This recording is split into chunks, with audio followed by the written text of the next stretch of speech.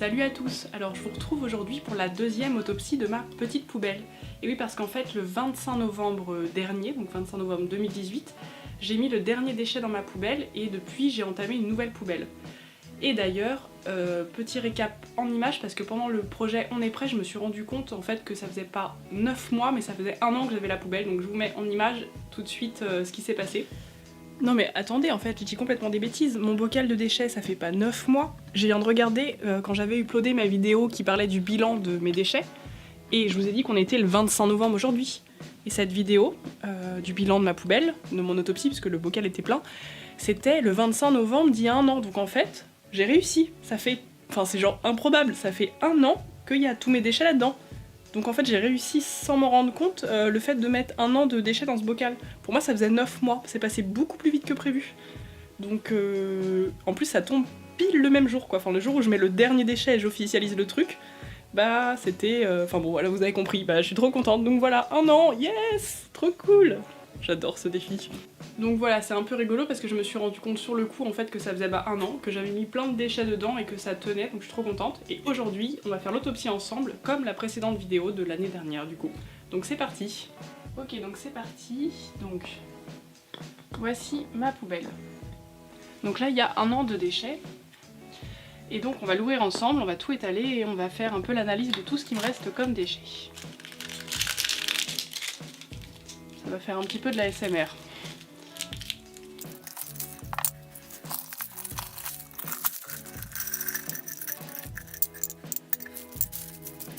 Donc voici l'intégralité de mes déchets, donc là j'ai tout étalé, bon j'avoue j'avais bien tassé quand même dans ce petit bocal parce que j'en ai mis pas mal.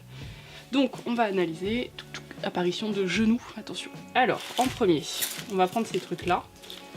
Bon bah ça tout simplement c'est des cappuccinos que j'ai bu et donc j'ai gardé les emballages parce que ce sont des déchets. C'est en aluminium mais voilà. En fait c'est écrit pensez au tri, sachet en plastique à jeter. Donc voilà, ça c'est à jeter. Enfin c'est en aluminium mais pourtant en fait dans le doute je me dis que c'est toujours mieux de... Comment dire, quand on a un doute, faut mieux mettre dans la poubelle normale plutôt que de le mettre au tri et de détruire toute la chaîne du tri. Donc moi ça j'ai un doute, donc je vais le mettre dans la poubelle et voilà. Ensuite, bon, un vieux rasoir en plastique, tout ce qu'il y a de plus banal. Maintenant j'ai un rasoir de sécurité, donc je n'en rachèterai jamais, j'en ai un à vie et j'ai plus qu'à changer les... Je n'ai plus qu'à changer les lames. Ici, on a un sachet de nouilles... non, de galettes de riz, ouais. Alors ça c'est un truc que j'adore manger. Je n'en trouve pas en vrac, j'ai trouvé des recettes sur internet pour les faire, mais j'avoue que j'avais pas encore le courage et que j'avais peur de les rater. Donc ça c'était bon, je l'espère, mon dernier paquet de galettes de riz. C'est très très bon pour faire des...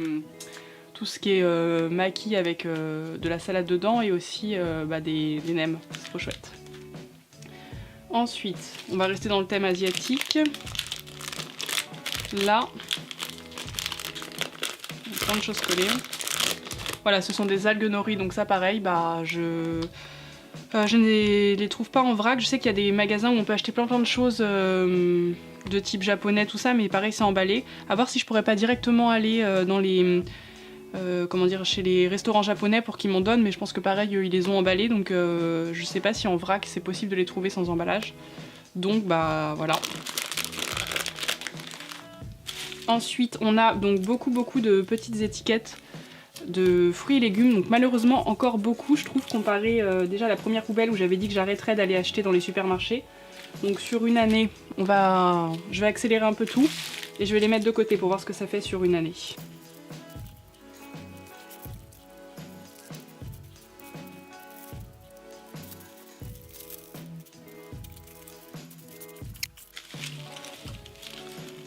Donc voilà, j'ai tout ça de petits emballages, enfin d'étiquettes de fruits et légumes, donc ça veut dire que c'est des fruits et légumes que j'ai achetés en supermarché. Donc je le redis comme dans la précédente vidéo, c'est vraiment naze d'aller acheter ces fruits et légumes dans des supermarchés, parce que déjà les producteurs très souvent ne gagnent quasiment rien, et puis en plus du coup déjà d'une vous avez un emballage, puis vous alimentez les supermarchés alors que c'est mieux de donner son argent aux agriculteurs directement.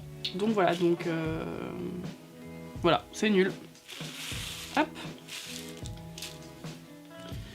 Ensuite, un rouleau de scotch, enfin du coup l'armature d'un rouleau de scotch. Ça c'est pareil, comment faire pour avoir du scotch en vrac? Bon déjà le scotch c'est pas du tout zéro déchet, mais est-ce qu'on peut éviter cette armature? Vous voyez, je n'ai pas toutes les réponses, donc si jamais vous avez des idées, je suis preneuse.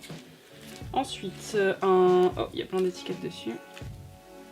Un coton démaquillant, donc alors je ne sais pas du tout ce qui s'est passé dans ma vie parce que j'en utilise plus déjà depuis 2-3 ans, donc voilà, il est dans ma poubelle, je me souviens pas pourquoi. Vous pouvez utiliser des cotons démaquillants lavables, bien évidemment, parce que ça produit beaucoup de déchets, c'est comme les cotons-tiges, tout ça. D'ailleurs moi j'en ai plus là dans ma poubelle puisque j'ai un auriculi en fer, et dans la salle de bain on produit beaucoup de déchets et c'est très facile de les éliminer. Ensuite, encore du cappuccino. J'avoue que c'est un peu mon péché mignon, j'adore le cappuccino. On peut le faire soi-même en plus, donc vraiment là-dessus je n'ai aucune excuse. Ça c'est un bout de mon comment dire, bouchon pour mon évier. Je sais pas où est l'autre partie mais il a cassé, donc je l'ai mis dans ma poubelle parce que je pense pas que ce soit recyclable. Ensuite... j'ai pas mal de petits emballages comme ça, c'est des ronds, comme la dernière vidéo, ce sont des... Quand j'achète ma moutarde, donc dans des pots en verre, donc tout recyclable, mais il y a ce petit tour en plastique qui n'est pas recyclable, donc je mets à la poubelle. Mais je suis contente puisqu'en 2019, maintenant je peux acheter ma moutarde en vrac au Day by Day, donc je n'aurai plus ces déchets, super. Donc ça en fait partie aussi, je risque d'en retrouver un petit peu. Là, bon, du cappuccino, encore. 2 trucs de cappuccino encore. On voit des petites étiquettes de fruits. D'ailleurs, ça voilà, je vais en parler maintenant. J'ai plein de petites étiquettes comme ça. Voilà, des petites étiquettes comme celle-ci. Et ça, c'est ce qu'on colle directement sur les fruits et légumes quand on les achète. Et même au marché, on en a. Donc bah ça va à la poubelle. C'est pas du tout recyclable vu qu'il y a du scotch dessus. Donc là, j'en ai plein de petits.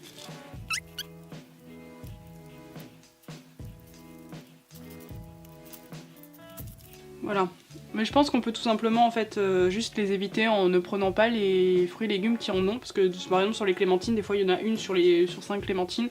Donc voilà, ne pas prendre ceux où il y a des autocollants et puis le signaler à son commerçant, comme ça à terme il va arrêter d'en mettre dessus.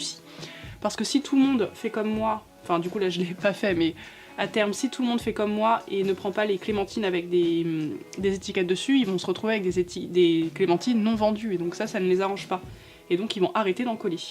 C'est aussi comme ça qu'on arrive à changer la société. En refusant. Ça voudrait dire que j'aurais bu qu'une bouteille de vin rouge sur l'année, ça me paraît bizarre cette histoire. Bon, en tout cas là je l'ai mis dans la poubelle, mais en fait je sais même pas, je crois que c'est compostable. Dites-moi, je n'en sais rien du tout. Merci. Ensuite... Ah oui. Ça c'est un emballage de figues sèches. Normalement les figues je les achète au Day by Day ou au marché. Là j'ai dû avoir...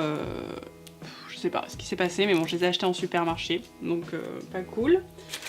J'en ai pas plusieurs de trucs. Ça c'est pour le truc.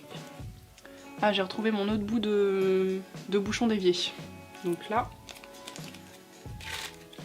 Alors ça c'est des étiquettes pour... je vends des vêtements sur Vinted et donc quand j'envoie un colis, bah malheureusement, même si c'est du seconde main et que c'est mieux pour la planète, on a une petite étiquette à chaque fois pour le suivi du colis. Donc bon, voilà, donc ça pareil à la poubelle, je crois que j'en ai plusieurs dans la poubelle.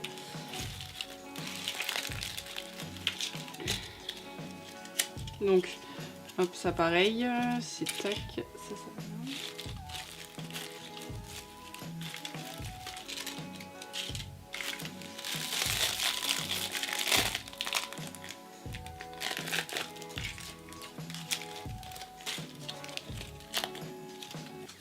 Alors ça, ce sont des étiquettes qu'on trouve directement pareil sur les légumes, mais des plus grosses. Alors là, concombre, c'était un concombre bio, il y avait une étiquette dessus. Là, un bouquet bio, et là, je sais pas ce que c'est, mais pareil, c'est comme les petites étiquettes de fruits et légumes. Mais ceux-là ont été achetés en supermarché, encore. Ensuite... Après, des petits emballages en tout genre, donc de petites choses que j'ai achetées et dont je n'ai pas pu éviter les emballages. Bon après, je pense que j'aurais pu les éviter. Très souvent, moi, c'est par des moments de flemme ou de facilité. Donc ça, c'est vraiment un truc sur lequel j'aimerais qu'il n'y en ait plus du tout à terme. Donc il y en a encore un petit peu. Sur un an, ça va, ça reste raisonnable, mais malgré tout, il y en a, je l'admets. Donc ça c'est les petits emballages, pareil tout ça c'est les petits emballages encore. Trucs sur lesquels je voudrais faire des commentaires, voilà. Ensuite, ah oui, on arrive sur la fameuse raclette vegan dont je vous ai parlé pour le défi On est prêt. Donc ça c'est l'emballage. Il se présente comme ça et dans l'emballage il y avait deux petits emballages, voilà ils sont là. Avec les deux boudins de fromage qui sont là, donc là il y avait les deux fromages, plus un autre emballage par-dessus, donc ça fait quand même beaucoup d'emballages. Et donc voilà, pour les prochaines raclettes, bah, je pense que je vais m'aventurer dans la... soit le faire moi-même, ou alors aller chez un fromager vegan et essayer de l'avoir sans emballage. Parce que là ça fait vraiment beaucoup, ça prend beaucoup de place. Ça c'est des étiquettes de fruits et légumes. Là on voit des petits emballages de chocolat, de petits bonbons je pense, ouais chocolat bonbons. Donc bon bah voilà, pareil. C'est en aluminium mais je crois pas que ce soit recyclable, donc pareil je le mets dans ma poubelle non recyclable. Ensuite, bon bah ça c'est du papier, donc ça va au tri carrément. D'ailleurs c'est un truc Vinted, merci pour cet achat. Donc ça va au tri, je me suis trompée. Là j'ai un, comment ça, section urbaine, vente interdite. Ah oui, c'est quand, en fait avec la carte Navigo à Paris, des fois on la passe 2 fois et ça marche plus, donc ils vous refilent un ticket pour pouvoir repasser, enfin bon bref. Et je crois pas que ce soit recyclable avec toute l'encre dessus, donc je l'ai mis dans ma poubelle. Pareil là, étiquette de légumes. Pareil, étiquette de légumes. Étiquette aussi qui s'est effacée tellement ça fait longtemps. Ça aussi c'est une étiquette de légumes du marché. Ah, ça c'est intéressant, parce que du coup je vous parlais de mon rasoir tout à l'heure avec les lames rechargeables, donc ça c'est tout simplement la partie non recyclable de l'emballage des lames de rasoir. En fait j'ai le rasoir et puis je rachète des lames et voilà, ça c'est, du coup c'est pas recyclable. Un dessus d'emballage, je crois savoir ce que c'est, il me semble que c'est j'avais acheté de l'agar-agar donc j'ai gardé l'emballage, puisque enfin il me reste des trucs d'agar-agar, mais ça c'était le dessus de l'emballage, donc voilà. Mais je pense qu'on va pouvoir trouver en vrac, ou peut-être même le fabriquer soi-même. Ça. Alors, tous ces petits trucs là c'est tout simplement les bouts des trucs de moutarde qui tiennent à relier les deux trucs en plastique, donc pareil. Bon ça j'en aurai plus. Ensuite qu'est-ce qui reste? Bon, bah des petites étiquettes. Encore. De légumes toujours. Voilà, il reste quasiment que ça. Encore des étiquettes de légumes là pareil. Là un emballage de bouteilles. Je pense que c'était peut-être pour du vinaigre de cidre je pense. Que j'achète en vrac maintenant pareil. Et le reste pareil des étiquettes. Et là qu'est-ce qu'on a? On a des petites choses qui n'ont pas l'air très recyclables. Des petites poussières et des petites choses je sais pas trop. Et là voilà, c'est un truc qu'on a sur les vêtements neufs ou sur les trucs neufs, donc je me souviens pas du tout d'où ça vient, d'autant plus que j'achète tous mes vêtements d'occasion. Donc bon voilà, j'ai ça dans ma poubelle en plus. Voilà. Bon, on repasse en face caméra et on se fait une conclusion. Ok. Bon, bilan, je suis plutôt contente parce que bah, déjà j'ai mis plus de déchets que la dernière fois, parce que la dernière fois j'avais fait je sais plus 6 ou 7 mois. Là j'ai réussi à mettre toute une année de déchets. Bon, ce qui reste beaucoup c'est mes jours de flemme où je vais au supermarché pour acheter des fruits et légumes. Ça c'est vraiment vraiment je veux plus le faire. Ça me fait quand même une bonne poignée de déchets que je pourrais enlever. Après il y a tout ce qui est produits japonais. Ça, voilà, si vous avez des solutions, dites-moi, parce que pour le coup, je n'en ai aucune idée. Et après, tout le reste est évitable. Il y avait les cappuccinos, je peux les faire moi-même. Bon, voilà, les étiquettes de fruits et légumes, pareil. Après, j'aurai toujours quelques emballages, style les lames pour le rasoir, parce que du coup, j'ai le petit truc en carton, mais ça reste extrêmement minime comparé à tout ce qu'on peut produire comme déchets quand on fait pas attention. Donc je suis quand même super contente, j'espère réussir à refaire un bocal pour l'année. Moi, c'est mon objectif, il est atteint et ça me convient très bien. Je veux pas diminuer encore plus, je trouve que c'est déjà très très bien. Ce qui me motive le plus, c'est d'essayer de sensibiliser les gens autour de moi, d'en parler, vraiment d'avoir en plus, enfin je trouve que l'objectif bocal est très parlant, enfin visuellement ça parle beaucoup, donc essayer de sortir avec mon bocal, aller dans la rue, de montrer aux gens. Ça a bien marché cet été avec la conférence de Greener Good où je suis venue avec mon bocal, pareil. J'avais été interviewée par Simone Média et 18h39 où dans l'interview on me voit avec mon bocal et ça les gens ça les marque beaucoup. Donc voilà, donc n'hésitez pas si vous avez des questions, vraiment posez-moi toutes les questions concernant le zéro déchet, si vous voulez des astuces, des choses, n'hésitez pas, je vais essayer de répondre au maximum de commentaires. Mais de manière générale j'ai l'impression que je réponds à tout le monde. On se voit très bientôt pour une prochaine vidéo, je sais pas de quoi on parlera, mais en tout cas ce sera prochainement. Et voilà, à très vite, salut! J'ai pas précisé, mais bien évidemment j'ai une... Là c'est vraiment la poubelle de tout ce qui n'est pas recyclable. Après j'ai une poubelle de tout ce qui est compostable et tout ce qui est recyclable, mais voilà. Et pour la poubelle de ce qui est recyclable, je l'ai ultra diminué, enfin il y a vraiment très peu de choses maintenant. Et tout ce qui est compostable par contre, bah, comme j'ai mon compost, du coup voilà, ça s'auto-génère tout seul. Mais je tenais à le préciser.